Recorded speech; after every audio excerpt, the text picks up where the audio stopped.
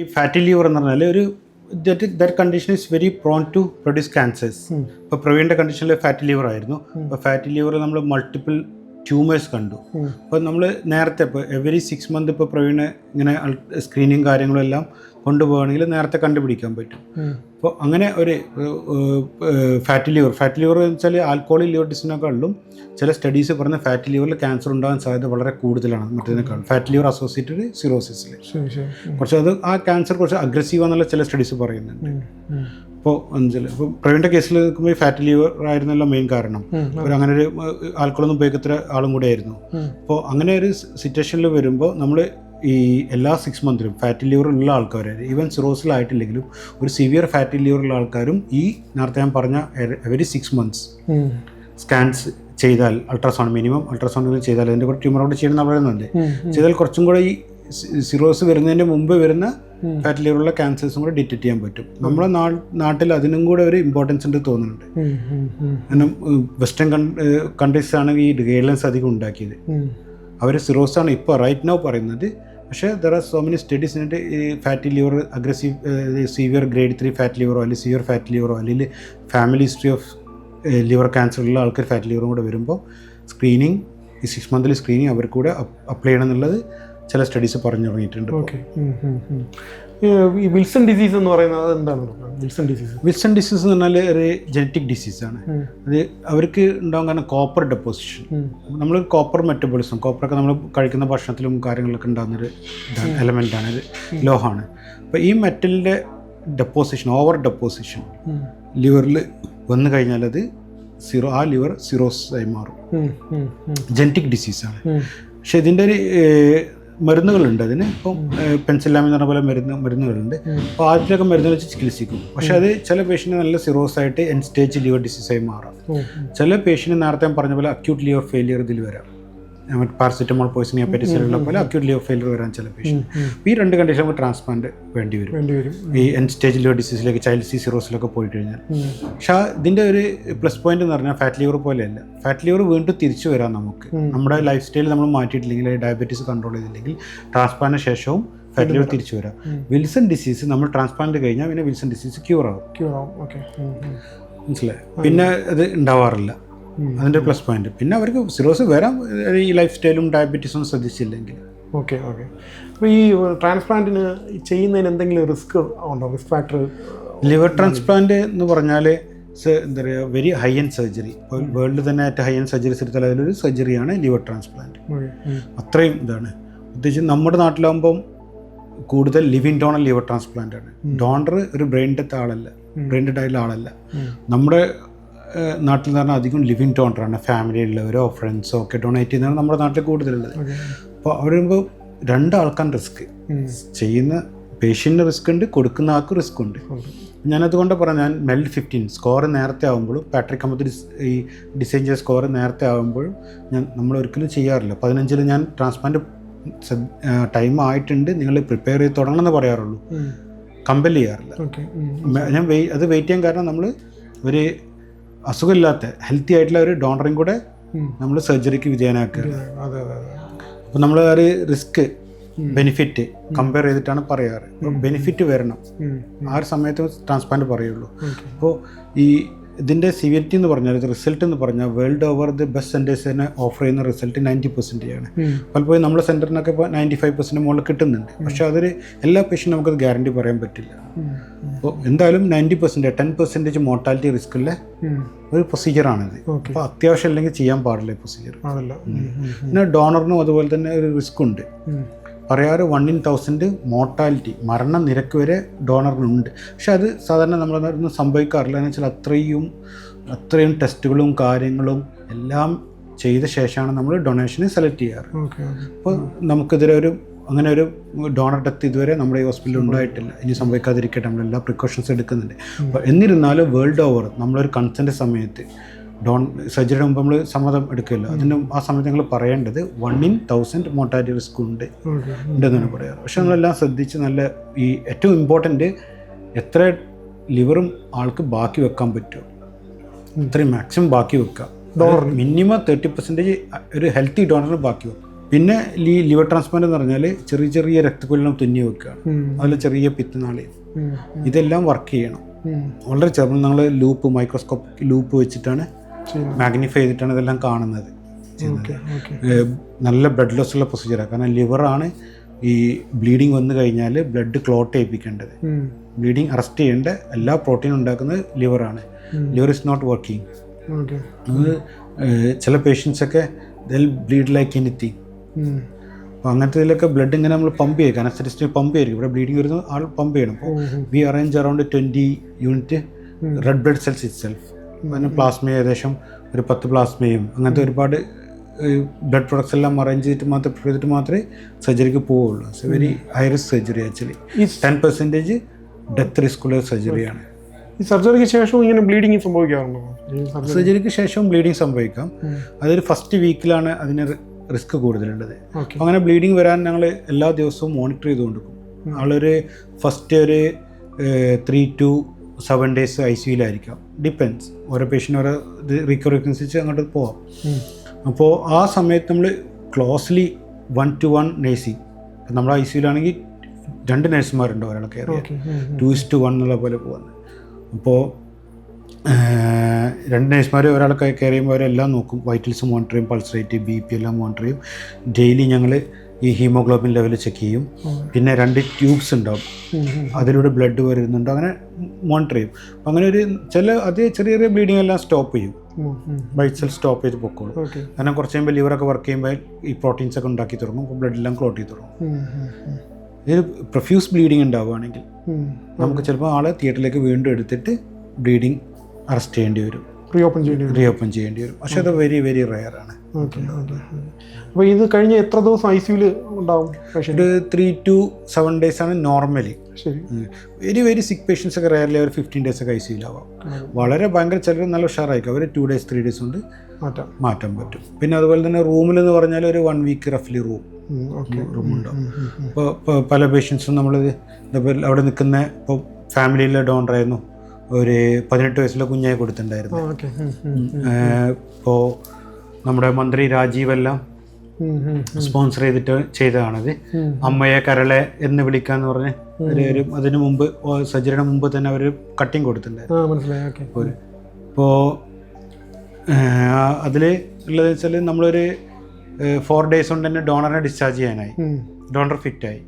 ഒരു 3 days കൊണ്ട് തന്നെ മദറും രോഗിയും റിക്കവർ ചെയ്തു, ICUന്ന് ഷിഫ്റ്റ് ചെയ്തു. 3 days.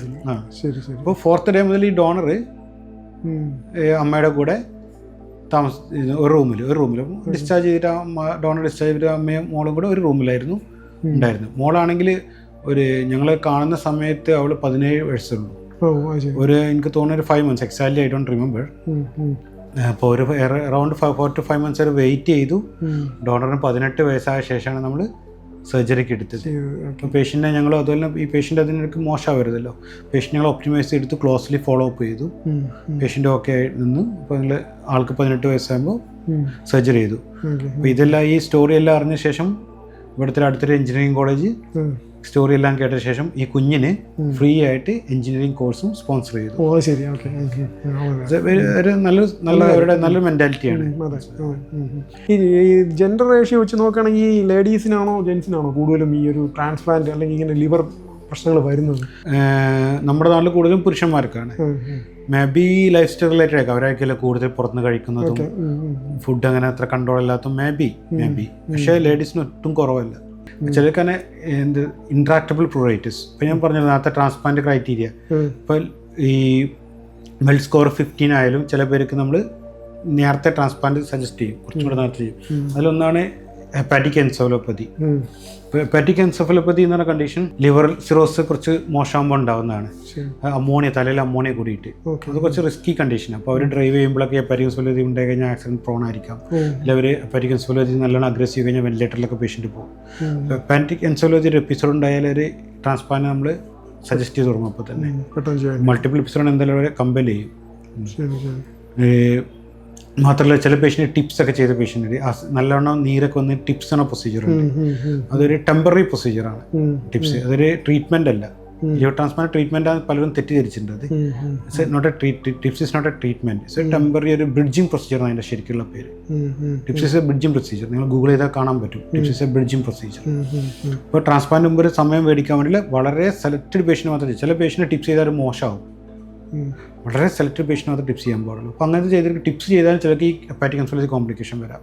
അങ്ങനെയൊക്കെ വരുന്നുണ്ടെങ്കിലും അതുപോലെ ചിലർക്ക് ഇൻട്രാക്റ്റബിൾ പ്രൊറൈറ്റിസ്, അത് ചൊറിഞ്ഞ് അവർക്ക് അവരുടെ ജോലിയൊന്നും ശ്രദ്ധിക്കാൻ പറ്റുന്നില്ല, ഇതുപോലെ കത്തി കൊണ്ടെടുക്കേണ്ട ഒരു അവസ്ഥയിൽ വന്നു കഴിഞ്ഞാൽ ദാറ്റ് ഇറ്റ് സെൽഫ് ഒരു ലിവർ ട്രാൻസ്പ്ലാന്റ് ഇൻഡിക്കേഷനാണ്. ഇൻഡിക്കേഷൻസ് അങ്ങനെ മാറിക്കൊണ്ടിരിക്കാം. ഇപ്പോൾ എങ്ങനെ ഇപ്പോൾ നിങ്ങൾ ഈ സ്ത്രീകൾക്കും ഒരു നല്ല ശതമാനം, ഇപ്പോൾ നമ്മളതിൽ 30% പേഷ്യൻസ് സ്ത്രീകളാണ്. സ്ത്രീകളിൽ കൂടുതൽ നമ്മൾ ഫാറ്റി ലിവർ, ഓട്ടോമ്യൂൺ ഡിസീസ്, അതായത് നമ്മൾ നാട്ടിൽ പറയുകയാണെങ്കിൽ വാദം എന്നൊക്കെ വേണമെങ്കിൽ പറയാം, മലയാളം ടെർമിനോളജി ആയിട്ടുണ്ടോ എല്ലാം തന്നെ തോന്നണേ. അത് സ്വന്തം ലിവറിനെ സ്വന്തം ബോഡി റിജക്റ്റ് ചെയ്യുക, അങ്ങനെ സംഭവിക്കും. ഓട്ടോമ്യൂൺ ലിവർ ഡിസീസ് അത് കൂടുതൽ നമ്മുടെ നാട്ടിൽ കാണുന്നത് ഫീമെയിൽസിനാണ്. അപ്പോൾ ഈ ട്രാൻസ്പ്ലാന്റ് കഴിഞ്ഞതിന് ശേഷം ഈ ലൈഫ് ലോങ് കഴിക്കേണ്ട മെഡിസിനും അങ്ങനെയൊക്കെ എന്തെങ്കിലും ഇതുണ്ടോ? ട്രാൻസ്പ്ലാന്റ് കഴിഞ്ഞാൽ നമ്മൾ ഇനീഷ്യലി 3 ഡ്രഗ്സ് കമ്പൽസറി കൊടുക്കും. അതായത് നമ്മുടെ ലിവറല്ല, അതൊരു ഫോറിൻ ബോഡിയാണ് നമ്മുടെ ശരീരത്തിൽ നോക്കുമ്പോൾ. അപ്പോൾ വെച്ച ലിവർ കിട്ടിയ ഒരാളിൽ അത് അയാളുടെ ലിവറല്ല, വേറെ ആരുടെ ലിവർ വെക്കുകയാണ്. അപ്പോൾ ബോഡി സെൻസ് ചെയ്യും ഇതെൻ്റെതല്ല, some foreign body inside my body, so I have to throw it out. നമ്മൾ ചുമച്ച് കളയില്ല പൊടി അകത്ത്, അതുപോലെ ബോഡി ട്രൈ ചെയ്യും. ആ റിജക്ഷൻ വരുന്നത് ഒഴിവാക്കാൻ വേണ്ടി നമ്മൾ ശരീരത്തിൻ്റെ പ്രതിരോധം കുറച്ച് വെക്കണം. അപ്പോൾ അതിനുവേണ്ടി ഇമ്മ്യൂണോ സപ്രഷൻ ചെയ്യണം. അപ്പോൾ ഇമ്മ്യൂണോ സപ്രസീവ് ഡ്രഗ്സ് കൊടുക്കും. മെയിൻലി ഇനീഷ്യലി നമ്മൾ സ്റ്റിറോയിഡാണ് കൊടുക്കാറ്. ഫസ്റ്റ് സ്റ്റിറോയിഡ് കൊടുക്കും. അതിൻ്റെ കൂടെ പിന്നെ ടാക്രോലിമസ് എന്ന മരുന്നാണ് ഇപ്പോൾ കൊടുക്കുന്നത്. മുമ്പ് സൈക്ലോസ്പോർ എന്ന് പറഞ്ഞ മരുന്നുണ്ടായിരുന്നു. ഇപ്പോൾ അധികം ടാക്രോലിമസ് എന്ന മരുന്ന് കൊടുക്കും. സെലക്റ്റീവായിട്ട് ചിലർ എല്ലാ പേഷ്യൻറ്റും കൊടുക്കും. ഞങ്ങൾ സെലക്റ്റീവായിട്ട് ഒരു മൈക്കോഫിനലൈറ്റ് എന്ന് പറഞ്ഞാൽ മൂന്നാമതൊരു എല്ലാവർക്കും കൊടുക്കില്ല, ചിലർക്ക് മാത്രം ആവശ്യമില്ല. ഇത് രണ്ടും കൊടുത്തിട്ടും നമുക്ക് റിജക്ഷൻ ചാൻസ് ഉള്ള പേഷ്യൻ്റ് ആണെങ്കിൽ ഈ മൈക്കോഫിനലൈറ്റും കൂടെ കൊടുക്കും. അല്ലാതെ കൊടുക്കാറില്ല. അപ്പോൾ ഈ മരുന്നുകൾ ഇതിൽ സ്റ്റിറോയിഡ് ഒരു 1 മന്ത് മുതൽ കഴിഞ്ഞാൽ അധികം പേഷ്യൻ്റ് നിർത്തി തുടങ്ങും. ചില പേഷ്യൻ്റ് ഈ ഓട്ടോമ്യൂൺ നേരത്തെ പറഞ്ഞില്ലേ, സ്വന്തം ബോഡി റിജക്റ്റ് ചെയ്യുന്ന അസുഖങ്ങൾ, അങ്ങനത്തെ ഉള്ളവരാണെങ്കിൽ കുറച്ചും കൂടെ കൂടുതൽ കാലം സ്റ്റിറോയിഡ് കൊടുക്കേണ്ടി വരും. അല്ലാത്തവർക്കെല്ലാം സ്റ്റിറോയിഡ് ഒരു 1 മന്ത് കഴിഞ്ഞാൽ നമ്മൾ നിർത്തി തുടങ്ങും. പിന്നെ അപ്പോൾ അങ്ങോട്ട് ഒരു മരുന്നിലാണ് ടാക്രോലിമസ് എന്ന ഒരു മരുന്നാണ് മെയിൻലി നമ്മൾ കൊടുക്കുക. ആ മരുന്ന് ലൈഫ് ലോങ് കഴിക്കണം. അത് സാധാ ഇപ്പം നമ്മളൊരു പാരസെറ്റമോൾ കഴിക്കുമ്പോൾ നമ്മളൊരു ഫിക്സ്ഡ് ഡോസ് ആയിരിക്കും. ഇപ്പം നമ്മളൊക്കെ ഓവർ ദ കൗണ്ടർ പോയിട്ട് മെഡിക്കൽ ഷോപ്പിലൊക്കെ പോയിട്ട് മേടിക്കും, ഒരു ഡോളോസിസ് 50 പനി ഉണ്ടെന്ന് പറഞ്ഞിട്ട്. അപ്പോൾ ഇതിന് എല്ലാവർക്കും ഒരേ ഡോസ് അല്ല. അതുപോലെ ഈ ടാക്രോലിമസിന് ഓരോരുത്തർക്കും ഓരോ ഡോസാണ്. അപ്പോൾ ഇതിനകത്ത് ഏജും ഒരു ഫാക്ടറാണോ ഈ ട്രാൻസ്പ്ലാന്റിന്? അതായത് തീരെ ഏജ് ഇങ്ങനെ ഒരു ലിമിറ്റ് ഉണ്ടോ, ഇത്ര വയസ്സ് കഴിഞ്ഞാൽ പിന്നെ അത് ചെയ്തിട്ട് കാര്യമില്ല എന്നുള്ള അങ്ങനെ എന്തെങ്കിലും? ഞാൻ പറയാം age is just A number എന്ന് പറയും. സാധാരണ ആൾക്കാർ 70 years എന്നൊക്കെ പറയും. പക്ഷെ നോക്കേണ്ടത് 2 ടൈപ്പ്: ക്രോണോളജിക്കൽ ഏജ്, അത് നമ്മൾ ടൈമിലുള്ള ഏജ്, പിന്നെ ഒരു ഫിസിയോളജിക്കൽ ഏജ്. അപ്പം നമ്മൾ ചിലവരെ 60 വയസ്സായാലും കണ്ടാൽ അവർ 40 വയസ്സിൻ്റെ ചുരുക്ക് ഉണ്ടാവും. അപ്പോൾ ചിലർ 70 വയസ്സായാലും കാണുമ്പോൾ 50 വയസ്സിൻ്റെ ലുക്കേ ഉണ്ടാവുള്ളൂ. അവർക്ക് ട്രാൻസ്പ്ലാന്റ് ചെയ്യാം. പക്ഷേ ഒരു 65 years പ്ലസ് ആണെങ്കിൽ നമ്മൾ അവരെ അഗ്രസീവായിട്ട് ഇവാലുവേറ്റ് ചെയ്യും. അവർക്കൊരു ഹാർട്ട് ഡിസീസ് ഉണ്ടാകാൻ ചാൻസ് കൂടുതലാണ്. അപ്പം അങ്ങനത്തെ എല്ലാം നല്ലോണം ഇവാലുവേറ്റ് അവർ താങ്ങും. ഒരു ലിവർ ട്രാൻസ്പ്ലാന്റ് സർജറി എന്ന് പറഞ്ഞാൽ 10,000 kilometers മാരത്തൺ റൺ ചെയ്യും പോലെയാണ്. അത്രയും എഫേർട്ട് ബോഡി ഇടണം. അപ്പോൾ അത്രയും സ്ട്രോങ് ഹാർട്ട് ഉണ്ടോ ആൾക്ക് എന്നുള്ള, എസ്പെഷ്യലി 65 years കഴിഞ്ഞ ഒരാൾക്ക് നമ്മൾ ടെസ്റ്റ് ചെയ്യും. പിന്നെ 60 years കഴിഞ്ഞാൽ അവർക്ക് ബ്രെയിനിലൊക്കെ ബ്ലീഡ് കാര്യങ്ങളൊക്കെ ഉണ്ടാകും. അപ്പോൾ 60 years കഴിഞ്ഞ ആൾക്കാർക്ക് നമ്മുടെ ടെസ്റ്റുകളുടെ തന്നെ ട്രാൻസ്പ്ലാന്റ് മുമ്പുള്ള ടെസ്റ്റുകളൊക്കെ വേറെ തന്നെയാണ്. അവർക്ക് MRI ബ്രെയിൻ ചെയ്യും, എന്തായാലും ആൻജിയോ ചെയ്യും, ഹാർട്ടിൻ്റെ ആൻജിയോ ചെയ്യും. അങ്ങനെ അവർ എവാലുവേറ്റ് ചെയ്യും. അത് ഏജ് ഒരു ക്രൈറ്റീരിയ അല്ല, പക്ഷേ നമ്മളവർ ഫിറ്റാണോ ട്രാൻസ്പ്ലാന്റ്, അതാണ് ക്രൈറ്റീരിയ. ഓക്കെ ഡോക്ടർ, എനിക്ക് എൻ്റെ സംശയം വേറെ ഒന്നുമില്ല. നമുക്ക് ഇനിയിപ്പം കുറച്ച് നാൾ കഴിഞ്ഞിട്ട്, ഇപ്പം ഈ റിജക്ഷൻ്റെ കാര്യം പറഞ്ഞല്ലോ, ഇതിനിപ്പോൾ ഈ ഒരു 5 വർഷം അല്ലെങ്കിൽ ഒരു 6 വർഷം കഴിഞ്ഞിട്ട് ഇത് വീണ്ടും ഒരു റിജക്ഷന് ഒരു ചാൻസ് ഉണ്ടോ, അല്ലെങ്കിൽ അങ്ങനെ ഒരു ടൈം പീരീഡ് ഉണ്ടോ ഈ ലിവർ റിജക്റ്റ് ചെയ്യുന്നതിന്? ലിവർ ട്രാൻസ്പ്ലാന്റേഷൻ്റെ ബ്യൂട്ടി എന്ന് പറഞ്ഞാൽ റിജക്ഷൻ ഭയങ്കര കുറവാണ്. ലിവറിന് ഒരു ടോളറൻസ്, ഇമ്മ്യൂണോ ടോളറൻസ് എന്ന് പറയും, അത് ഭയങ്കര കൂടുതലാണ്. അങ്ങനെ അത് ഉണ്ടാവാൻ ഒരു കാരണം സയൻസ് പറയുന്നത്, നമ്മൾ എന്ത് കഴിച്ചാലും, ഭക്ഷണമായാലും ഈവൻ ഒരു ടോക്സിൻ ആൽക്കഹോൾ ആയാലും വരെ, അതെല്ലാം ലിവറിൽ പോയിട്ട് ലിവർ ഡീടോക്സിഫൈ ചെയ്യും. Liver is exposed to almost all antibodies. Liver is exposed to almost all antigens. Antigens പറഞ്ഞാൽ ബാക്കി സാധനങ്ങളെല്ലാം. അതാണ് അത് ആൻറ്റിജൻ എന്നിട്ട് അതിനെ ആൻറ്റിജനെ സെൻസ് ചെയ്തിട്ടാണ് നമ്മളതിനെ റിജക്റ്റ് ചെയ്യുന്നത്, ആൻറ്റിബോഡി ഉണ്ടാക്കുന്നത്.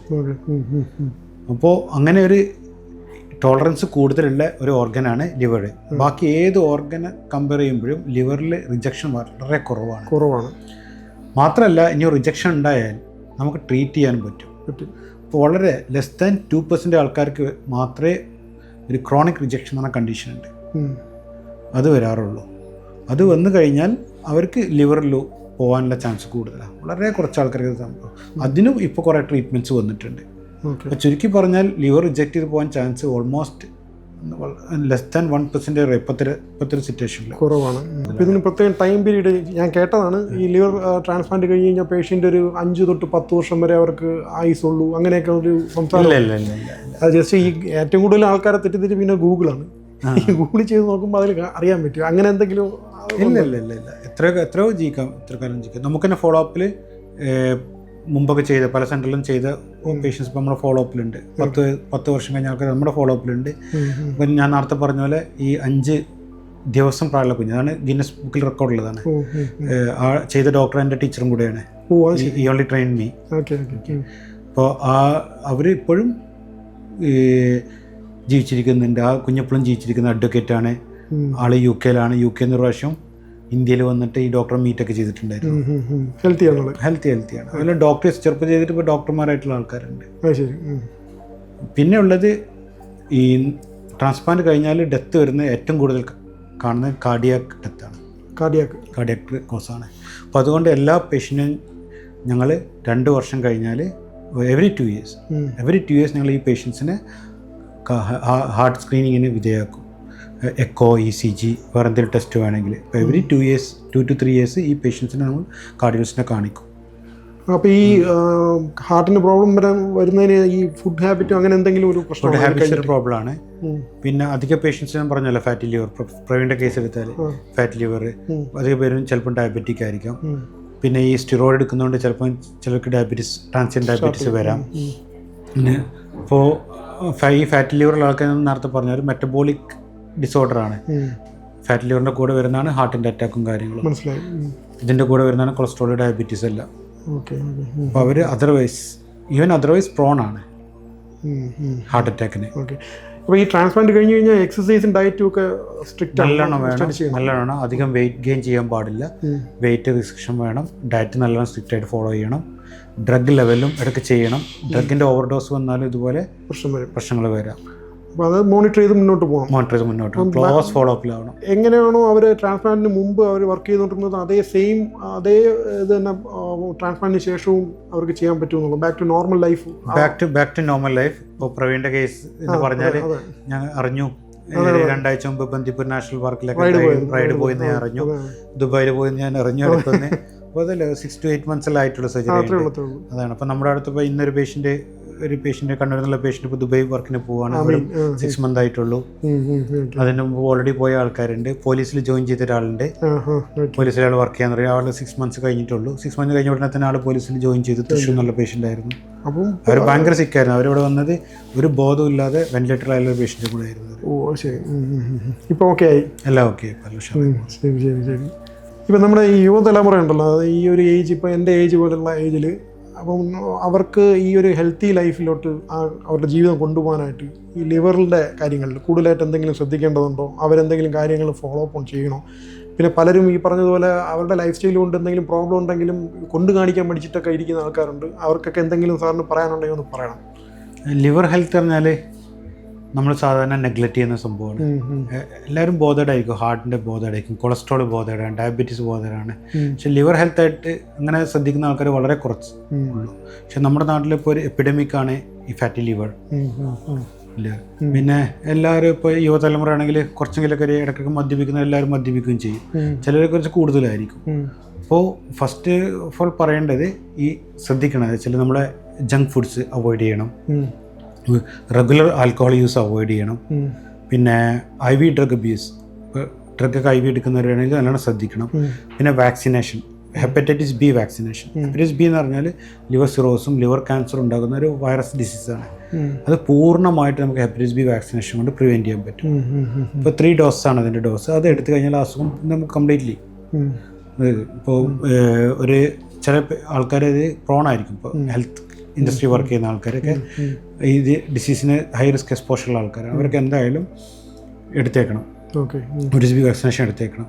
പിന്നെ മോറോവർ ഫാറ്റി ലിവറോ അല്ലെങ്കിൽ ആൽക്കഹോൾ ഉപയോഗിക്കുന്ന ആൾക്കാരൊക്കെ വന്ന് ഉണ്ടെങ്കിൽ അതവർ ചെക്ക് ചെയ്യണം. അപ്പോൾ ആൽക്കഹോൾ ഉപയോഗിക്കുന്നു വിചാരിച്ചിട്ട് ചിലർ മടി പിടിച്ചിരിക്കും, ഡോക്ടേഴ്സിനെ കാണാൻ മടി പിടിച്ചിരിക്കും. അതൊരിക്കലും ഉണ്ടാവരുത്. അവർ റെഗുലർലി ചെക്ക് ചെയ്യാം. അവർ ആൽക്കഹോൾ യൂസ് കൊണ്ടായിരിക്കില്ല ചിലപ്പോൾ അസുഖം വരുന്നത്. അവിടെ ബാക്കി ആൽക്കഹോളിൻ്റെ കൂടെ നമ്മൾ ഉപയോഗിക്കുന്ന പൊറോട്ട, ബീഫ്, ജങ്ക് ഫുഡ്, പിന്നെ അവർക്ക് ജനറ്റിക്കലി അവരുടെ ഫാമിലിയിൽ ചിലപ്പം ഈ ഫാറ്റി ലിവർ പോണ ആൾക്കാരായിരിക്കാം, സിറോസ് പോണ ആൾക്കാരായിരിക്കാം, അപ്പോൾ അല്ലെങ്കിൽ ഡയബറ്റിക് പ്രോൺ ഫാമിലി ആയിരിക്കാം. അങ്ങനത്തെ ഉള്ളവർ റെഗുലർലി എവറി 6 months ഒരു ഡോക്ടറെ കണ്ട് ചെക്ക് ചെയ്യുക. അപ്പോൾ സിറോസ് ഉണ്ടെങ്കിൽ നമുക്ക് നേരത്തെ കണ്ടുപിടിച്ചാൽ ഒരു ഏർലി സ്റ്റേജ്, സിറോസിൻ്റെ ഒക്കെ ഏർലി സ്റ്റേജ് നമുക്ക് ഈവൻ റിവേഴ്സ് ചെയ്യാൻ പറ്റും. ഇവിടെ തന്നെ നമ്മുടെ തന്നെ ട്രാൻസ്പ്ലാന്റ് എന്ന് പറഞ്ഞ് വന്ന് ട്രാൻസ്പ്ലാന്റ് ക്രൈറ്റീരിയ എല്ലാം മീറ്റ് ചെയ്ത പലരും ട്രാൻസ്പ്ലാന്റെല്ലാം രക്ഷപ്പെട്ടു പോയിട്ടുണ്ട്. ഇപ്പോൾ റീസെൻ്റ്ലി ഒരു പേഷ്യൻറ്റ് പോയിട്ടുണ്ട്, അതിന് മുമ്പ് ഒരു 6 months മുമ്പ് ഒരു പേഷ്യൻറ്റ് പോയിട്ടുണ്ട്. അവർ എല്ലാം കൊണ്ട് ട്രാൻസ്പ്ലാന്റ് പോസ്റ്റ് ചെയ്ത് പല സ്ഥലത്തും പല ആശുപത്രിയിലും അവരെ ആ മാസം പോസ്റ്റ് ചെയ്ത പേഷ്യൻ്റ് ആയിരുന്ന ഒരു ഒപ്പീനിയൻ, സെക്കൻഡ് ഒപ്പീനിയൻ വന്നിട്ട് പക്ഷെ അവർ റിക്കവർ ചെയ്ത് പോയ ആൾക്കാരുണ്ട്. അപ്പോൾ റെഗുലർ ചെക്കപ്പ്, എസ്പെഷ്യലി യങ് ജനറേഷന് റെഗുലർ ചെക്കപ്പ്, അവർ ആൽക്കഹോൾ ഉപയോഗിച്ചില്ലെങ്കിലും അത് ചെയ്യണം. ആൽക്കഹോൾ ഉപയോഗിച്ചൊരു മടിയാണ് ഈ ഡോക്ടറെ കാണിക്കോ അങ്ങനെ ഉണ്ടാവരുത്. We can save dum actually. ഒരു ട്രാൻസ്പ്ലാന്റ്, ചില ട്രാൻസ്പ്ലാന്റ് സേവ് ചെയ്യാൻ പറ്റും. ഇനിയിപ്പോൾ ട്രാൻസ്പ്ലാന്റ് ആവശ്യം ഉണ്ടെങ്കിലും റൈറ്റ് ടൈം ചെയ്ത് കഴിഞ്ഞാൽ സക്സസ് റേറ്റ് ഓൾമോസ്റ്റ് 100% ആണ്. ഇപ്പോൾ 90% പറയുമെങ്കിലും ഓൾമോസ്റ്റ് 100% സക്സസ് റേറ്റ് നമുക്ക് കിട്ടുന്നുണ്ട്. ശരി ഡോക്ടർ, അപ്പം വളരെ ഉപകാരം ഇങ്ങനെയുള്ള കാര്യങ്ങൾ ഇൻഫർമേഷൻ ഷെയർ ചെയ്തതിന്. അപ്പം ഞാനിപ്പോൾ ഹെൽത്തി ആയിട്ട് ഇരിപ്പുണ്ട്, വേറെ പ്രശ്നങ്ങളൊന്നുമില്ല, ഇനി അങ്ങനെ തന്നെ പോകും. Okay, thank you doctor. Okay, അപ്പോൾ നമ്മൾ ട്രിവാൻഡ്രം എത്തി, ഡോക്ടറെ കണ്ടു, സംസാരിച്ചു. ഡോക്ടർ ഒരുപാട് കാര്യങ്ങൾ പറഞ്ഞു. അപ്പോൾ അത് വിലപ്പെട്ട കുറച്ച് കാര്യങ്ങളാണ്. അത് നമുക്ക് ഇത് കേൾക്കുന്ന നിങ്ങളും കേട്ട ഞാനും ഒക്കെ ഇനി ജീവിതത്തിൽ അങ്ങോട്ട് അനുസരിക്കേണ്ട കാര്യങ്ങളാണ്. ഇതിനകത്ത് ഇപ്പോൾ എന്നെ സംബന്ധിച്ചിടത്തോളം എൻ്റെ കാര്യം പറഞ്ഞല്ലോ, എനിക്കിങ്ങനെ ഒരു പ്രശ്നം വന്നു. അതും ഈ പറഞ്ഞ പോലെ അത് ആൽക്കഹോൾ സംബന്ധമായിട്ടുള്ള വിഷയങ്ങളല്ല, ഫാറ്റി ലിവർ ആയിരുന്നു. പിന്നെ അതിനകത്ത് എനിക്ക് വിൽസൺ ഡിസീസിൻ്റെ പ്രശ്നം ഉണ്ടായിരുന്നു. അപ്പോൾ ഇങ്ങനെയൊക്കെ ഉള്ള പ്രോബ്ലം കൊണ്ടാണ് ഉണ്ടായത്. തീർച്ചയായിട്ടും ഫുഡിൽ നിന്നും ആണ് എനിക്കത് കിട്ടിയത്. പിന്നെ സപ്ലിമെൻറ്റ്സ് എടുക്കുമായിരുന്നു, അതും പ്രശ്നമായി. അപ്പം അതൊരു കാലഘട്ടം, ഒരു ഇരുണ്ട കാലഘട്ടമായിട്ട് തോന്നുന്നു. അപ്പോൾ എല്ലാവരും, എനിക്ക് പറയാനുള്ളത്, എല്ലാവരും ചെറുപ്പക്കാരായാലും ശരി, കുറച്ച് ഏജ്ഡ് ആയിട്ടുള്ള ആൾക്കാരായാലും ശരി, ആഹാര രീതിയും വ്യായാമവും ഒക്കെ കൃത്യമായിരിക്കണം. എല്ലാ ദിവസവും വ്യായാമം ചെയ്യാൻ ശ്രമിക്കുക. അതുവഴി ശരീരത്തിൻ്റെ ആരോഗ്യം വർദ്ധിപ്പിക്കാം. ഫാറ്റി ലിവർ ഉള്ളവർ അത്രയും ഫുഡ് കൺട്രോൾ ചെയ്യുക. ഫാറ്റി ലിവർ നിസ്സാരമായി കണ്ടുകൊണ്ട് തള്ളരുത്. ഫാറ്റി ലിവർ എന്ന് പറയുന്നത് അത് ഇരുന്നിരുന്ന് ഈ പറഞ്ഞ പോലെ first stage, second stage, third stage, fourth stage ഇങ്ങനെ വന്ന് അത് സിറോസിസിലോട്ട് കൊണ്ടുപോകും. സിറോസിസ് ആയിക്കഴിഞ്ഞാൽ സിറോസിസിലും റിക്കവറി ആവുന്ന പീരീഡ് ഉണ്ട്. പക്ഷേ അത് ഒരു പരിധി കഴിഞ്ഞാൽ ട്രാൻസ്പ്ലാന്റിലോട്ട് പോകേണ്ടി വരും. പിന്നെയും ട്രാൻസ്പ്ലാന്റും വൈകി കഴിഞ്ഞാൽ പിന്നെ നമുക്കൊന്നും ചെയ്യാൻ പറ്റാത്ത അവസ്ഥയിലോട്ട് പോകും. കാരണം ഇതൊരു നോർമൽ രീതിയിലുള്ള ഒരു എന്താ പറയുക, ഒരു സാധാരണ ഒരു ആൽക്കഹോൾ കൊണ്ടോ അല്ലെങ്കിൽ അല്ലാതെയോ വരുന്ന ഒരു സിറോസിസിന് ട്രാൻസ്പ്ലാന്റ് വരെ മാത്രമേ ഒരു റിക്കവറി ഓപ്ഷൻ ഉള്ളൂ ലിവറിനെ സംബന്ധിച്ച്. അത് കഴിഞ്ഞ് കഴിഞ്ഞാൽ പിന്നെ നമുക്കത് കൈവിട്ട് പോകും. ഇതിൽ നോഡൂൾസ് ഉണ്ടായിക്കഴിഞ്ഞാൽ അത് ക്യാൻസറസ് ആവാൻ ചാൻസ് ഉണ്ട്. ക്യാൻസർ വരാൻ ഏറ്റവും കൂടുതൽ ചാൻസ് ഉള്ളത് ലിവറിനാണ്. അപ്പോൾ അത്രയും ഒരു റിസ്ക് ഒന്നും ആരും എടുക്കാൻ നിൽക്കണ്ട. ഇതൊന്നും വലിയ കാര്യമായിട്ട് നോക്കണ്ട. കാരണം നമ്മൾ ഈ മദ്യപിക്കുന്ന ആൾക്കാരായാലും അവരെന്തുകൊണ്ട് മദ്യപിക്കുന്നു എന്ന് പറഞ്ഞു കഴിഞ്ഞാൽ, സിമ്പിളായിട്ട് പറഞ്ഞാൽ അവരുടെ സമൂഹത്തിനെ എന്താ പറയുക, അവർക്ക് അവരുടെ ചുറ്റും നിൽക്കുന്ന ആൾക്കാരെ പിടിച്ചു നിർത്താനും അവർക്കൊരു സഭ ക്രിയേറ്റ് ചെയ്ത് അതിനകത്ത് അവർ പിന്നെ മദ്യപാനം കൊണ്ട് അവർക്ക് പറയേണ്ട കാര്യങ്ങൾ തുറന്നു പറയാനും പുതിയ സുഹൃത്ബന്ധങ്ങൾ ഉണ്ടാക്കാനും അവർക്ക് അതിനകത്ത് എന്താ പറയുക ഒരു എക്സ്ട്രാ എനർജിക്ക് വേണ്ടിയാണ് ഈ മദ്യപാനം എന്ന് പറയുന്നൊരു സാധനത്തിന്, മദ്യത്തിനെ മിക്കവാറുള്ളവർ ആശ്രയിക്കുന്നത്. എന്തുകൊണ്ട് മദ്യപിക്കാതെ ഒരാൾ മദ്യപിച്ചു കൊണ്ടൊരു സഭയിൽ ഡാൻസ് ചെയ്യുന്നു, എന്തുകൊണ്ട് അത് മദ്യപിക്കാതെ ഡാൻസ് ചെയ്തുകൂടാ? അപ്പോൾ അവരുടെ ഒരു ധൈര്യം കുറവ് വരും. നമ്മൾ മെൻ്റലി നമ്മുടെ ഒരു എന്താ പറയുക ഒരു മൈൻഡ് സെറ്റാണ് മദ്യപിച്ചാലേ എനിക്കത് ചെയ്യാൻ പറ്റുള്ളൂ എന്നുള്ളത്. അത് മാറ്റണം. അത് അങ്ങനെ ഒന്നുമില്ല. നമുക്ക് ലഹരി എന്ന് പറയുന്ന സാധനം നമ്മുടെ ജീവിതത്തിന് ഒന്നിനും ആവശ്യമില്ല. നമുക്ക് എല്ലാവരുടെ അടുത്തും സംസാരിക്കാനും പെരുമാറാനും ഒരു സഭയെ അഭിമുഖീകരിക്കാനും ഒന്നിനും ലഹരിയുടെ ആവശ്യമില്ല. ഇത് പലർക്കും ഉള്ള തെറ്റിദ്ധാരണയാണ്. ഒരു സമയത്ത് എനിക്കും ഉണ്ടായിരുന്നതാണ്, തീർച്ചയായിട്ടും എനിക്കും ഉണ്ടായിരുന്നത് ഇതാണ്. എനിക്ക് കാരണം ഞാൻ പറഞ്ഞല്ലോ, ഞാൻ ഒക്കേഷനിൽ ഞാൻ മദ്യപിക്കുന്ന ആളായിരുന്നു. പക്ഷേ എനിക്ക് ഈ ഒരു സംഭവത്തോടു കൂടി ഈ മദ്യം എന്ന് പറയുന്ന സാധനം ഒരു ലഹരി എൻ്റെ ശരീരത്തിന് ആവശ്യമില്ല എന്നുള്ളൊരു തിരിച്ചറിവുണ്ടായി. പ്രത്യേകിച്ച് ഈ നേരത്തെ പറഞ്ഞല്ലോ, ഡോക്ടറും പറഞ്ഞു ഫാറ്റി ലിവർ ഉള്ള ആൾക്കാർ ഈ ഒരു മദ്യപാന ശീലം എന്ന് പറയുന്നത് വളരെ ഡേഞ്ചറാണ്. അത് കഴിവിൻ്റെ പരമാവധി ഒഴിവാക്കുക. പിന്നെ മദ്യപിക്കുന്ന ആൾക്കാരുണ്ടാവും, അല്ലെങ്കിൽ ഇതുപോലുള്ള ഫുഡ് പിന്നെ ഫാസ്റ്റ് ഫുഡുകളും മറ്റേ ഈ സ്പ്രൈറ്റ് പോലുള്ള പാനീയങ്ങളും എല്ലാം കുടിക്കുന്ന ആൾക്കാരുണ്ടാവും. അവരൊക്കെ ഈ ഒരു 6 മാസം കൂടുമ്പം ഒരു ചെക്കപ്പ് നടത്തുന്നത് വളരെ നന്നായിരിക്കും. ഫുൾ ബോഡി ചെക്കപ്പ് ചെയ്തിട്ട് നിങ്ങളുടെ ശരീരത്തിൽ എന്തെങ്കിലും കംപ്ലയിൻ്റ് ഉണ്ടെങ്കിൽ അത് മാറ്റിയെടുക്കാൻ പറ്റും. അപ്പം നമ്മുടെ ലൈഫ് എപ്പോഴും നമ്മുടെ ആരോഗ്യമാണ് നമ്മുടെ സന്തോഷം, അത് നിലനിർത്താൻ നോക്കണം. എന്നെ സംബന്ധിച്ച് ഞാനൊരു ബൈക്ക് ഓടിച്ച് ഒരു റൈഡറായിട്ട് എൻ്റെ ജീവിതം തള്ളി നീക്കിക്കൊണ്ട് പോവാണ് ഇപ്പോൾ. അപ്പോൾ അതിനെ കൂടെ എനിക്ക് ആരോഗ്യം കിട്ടണമെങ്കിൽ അതുപോലുള്ള കാര്യങ്ങളിൽ നമ്മൾ എക്സസൈസ് അടക്കമുള്ള കാര്യങ്ങൾ നമ്മളത് മസ്റ്റായിട്ട് ചെയ്തേ പറ്റും. എല്ലാവരും മനസ്സിലാക്കുക, നിങ്ങളൊരു കാര്യം ചെയ്യുക, നിങ്ങളൊരു ബൈക്ക് എടുത്തിട്ട് നിങ്ങൾക്ക് ഫ്രീ ടൈമിൽ നിങ്ങളുടെ മൈൻഡ് റിലാക്സ് ചെയ്യാൻ വേണ്ടി നിങ്ങൾ അങ്ങനെ ഒരു റൈഡിലോട്ട് പോകും. അപ്പോൾ അത് ഡൈവേർട്ടാവും. നിങ്ങൾ ആ മദ്യപിക്കുന്ന സമയം അതിന് നിങ്ങൾക്ക് ചിലവാക്കുന്ന കാശ്, നിങ്ങൾ ചിലവാക്കുന്ന നിങ്ങളുടെ നശിപ്പിക്കുന്ന ആരോഗ്യം, പിന്നെ ഈ മദ്യപിച്ചുണ്ടാകുന്ന കുറേ ആൾക്കാർ പെട്ടെന്ന് വയലൻ്റായി ആരുടെങ്കിലും വേണ്ടപ്പെട്ട ആൾക്കാരുടെ തന്നെ ഉറക്കാനും അവരുമായിട്ട് പിണങ്ങാനും എല്ലാത്തിനും ദോഷം അതാണ്. അപ്പം ദയവേത് മദ്യപിക്കാതിരിക്കുക.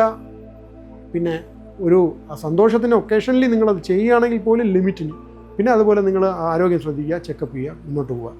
അപ്പോൾ എനിക്ക് ഇത്രേ പറയാനുള്ളൂ. എൻ്റെ ജീവിതത്തിൽ ഞാൻ അനുഭവിച്ച കാര്യങ്ങൾ മറ്റൊരാൾക്ക് വരാതിരിക്കട്ടെ. കൃത്യമായ ചെക്കപ്പ് ചെയ്യുക. ഇനി അഥവാ നിങ്ങൾക്ക് എന്തെങ്കിലും ലിവറിന് പ്രശ്നം ഉണ്ടെങ്കിൽ പോലും ട്രാൻസ്പ്ലാന്റ് എന്ന് പറയുന്ന ഈ ഒരു സർജറിയെ പേടിക്കേണ്ട കാര്യമില്ല. അതിന് 100% അത് എൻ്റെ അനുഭവം വെച്ചിട്ട് അത് പെട്ടെന്ന് തന്നെ നമുക്കത് റിക്കവർ ചെയ്ത് നമ്മുടെ പഴയ ആ ഒരു ജീവിതത്തിലോട്ട് പോകാൻ സാധിക്കും. ട്രാൻസ്പ്ലാന്റ് കഴിഞ്ഞിട്ട് എനിക്ക് ആദ്യത്തെ 1 മാസം മാത്രമേ ബുദ്ധിമുട്ടുണ്ടായിരുന്നുള്ളൂ. അത് കഴിഞ്ഞ് എല്ലാം നോർമലായി. ഇപ്പം ഞാൻ നല്ല രീതിയിൽ ആരോഗ്യപരമായിട്ട് ഞാൻ മുമ്പ് എനിക്ക് BP ഉണ്ടായിരുന്നു, ഡയബറ്റീസ് ഉണ്ടായിരുന്നു. പക്ഷേ ഇപ്പം അതൊന്നുമില്ല. കാരണം ഒരു കുഞ്ഞ് ജനിച്ചതുപോലെ ഒരു പുതിയ ലിവർ എൻ്റെ ഉള്ളിൽ ഇരിപ്പുണ്ട്. അത് കൃത്യമായിട്ട് പ്രവർത്തിച്ച് പോകുന്നു. ഇനി അതിനെ അങ്ങനെ കൊണ്ടുപോകണം. ഇപ്പോൾ അത് കൃത്യമായിട്ട് എക്സസൈസ് ചെയ്യുന്നുണ്ട്, എല്ലാ കാര്യങ്ങളും ഉണ്ട്, നല്ല രീതിയിൽ മുന്നോട്ട് പോകുന്നുണ്ട്. എല്ലാവരും അതുപോലെ തന്നെ ശ്രദ്ധിക്കുക. നിങ്ങളുടെ ആരോഗ്യമാണ് നിങ്ങൾക്ക് ഏറ്റവും വലിയ സന്തോഷം തരുന്ന ഒരു കാര്യം. ആരോഗ്യം ഉണ്ടെങ്കിൽ നിങ്ങൾക്ക് ഒരുപാട് നേട്ടങ്ങൾ ഉണ്ടാക്കാം, ജീവിതത്തിൽ മുന്നേറാം. അപ്പോൾ എല്ലാവരും ശ്രദ്ധിക്കുക. ഈ വീഡിയോ നിങ്ങൾക്ക് ഇഷ്ടപ്പെട്ടു എന്ന് ഞാൻ വിചാരിക്കുന്നു. എല്ലാവരും നമ്മുടെ ഈ ചാനലിനെ സബ്സ്ക്രൈബ് ചെയ്യണം. അതുപോലെ നിങ്ങൾ ആ ബെൽ ഐക്കൺ നിങ്ങളത് എനേബിൾ ചെയ്യുകയാണെങ്കിൽ നമ്മളിടുന്ന വീഡിയോസ് നിങ്ങൾക്ക് കിട്ടും. ഇതുപോലുള്ള ഒരുപാട് ഇൻഫോർമേറ്റീവായിട്ടുള്ള വീഡിയോസ് ഇനി ചെയ്യണമെന്ന് താല്പര്യമുണ്ട്. അതിന് നിങ്ങളുടെ പ്രോത്സാഹനം വേണം. എല്ലാവരും സഹകരിക്കുക. Okay, by.